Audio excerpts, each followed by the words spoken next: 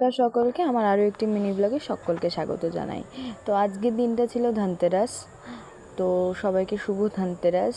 আশা করি আমি যেদিন ব্লগটা ছাড়ছি সেদিন অলরেডি কালী পুজো হয়ে যাচ্ছে, তাই সবাইকে শুভ দীপাবলির অনেক অনেক শুভেচ্ছা। আমাদের বাড়িতে কোজাগরি লক্ষ্মী পুজোটা হয় না, মানে আমার শ্বশুর বাড়িতে এই রিচুয়ালসটা নেই, তবে আমার শ্বশুর বাড়িতে ধনতেরাসের লক্ষ্মী পুজো হয়। ঠিক যেমন মারবাড়িরা ধনতেরাসে পুজো করে, তেমনি আমাদের বাড়িতেও এই রিচুয়ালসটা আছে। আমার শাশুড়ি এটা অনেক বছর ধরেই করে।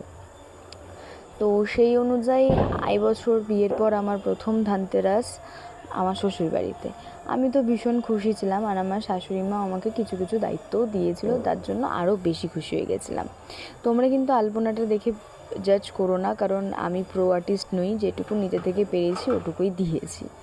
ইতিমধ্যে সবাই চলেও এসেছিলো। এই যে আমার শাশুড়ি মা, মেসো, মাসি শাশুড়ি, শ্বশুরমশাই সবাই এসে গেছিলো। তো ধনতেরাস পুজোটা আমরা নিজেদের মতো নিজেরাই করি, কিন্তু এই বছর আমাদের সবার এটা ইচ্ছে ছিল যে আমরা পুরোহিতকে দিয়ে করাবো, কারণ আমরা আমাদের ধনতেরাসের মাকে প্রাণ প্রতিষ্ঠা করে শুদ্ধিকরণ করে নতুনভাবে আবার স্থাপিত করতে চেয়েছিলাম।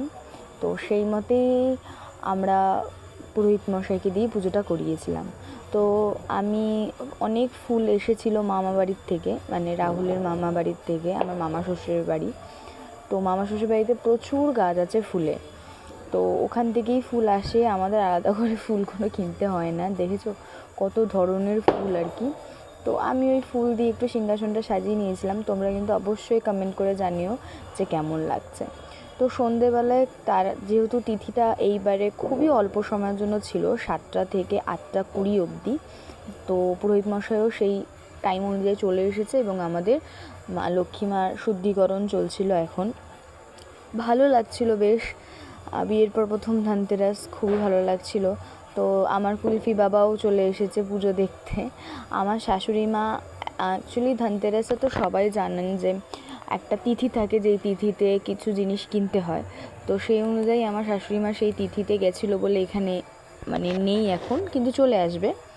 তো আমি পুজোয় বসে পড়েছিলাম, যেহেতু পুজোর তিথিটা অনেক তাড়াতাড়ি। তো ঠাকুরমশাই বললো যে আমি রেডি করতে থাকি, স্টার্ট করতে থাকি, ততক্ষণে তিথি শুরু হয়ে যাবে, নয়তো পুরো ওই তিথির মধ্যে শেষ করা যাবে না পুজোটা।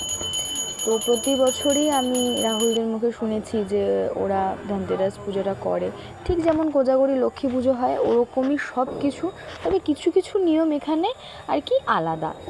তো এই বছর রাহুল সংকল্প করেছিল, তো সংকল্পে বসে পড়েছিল।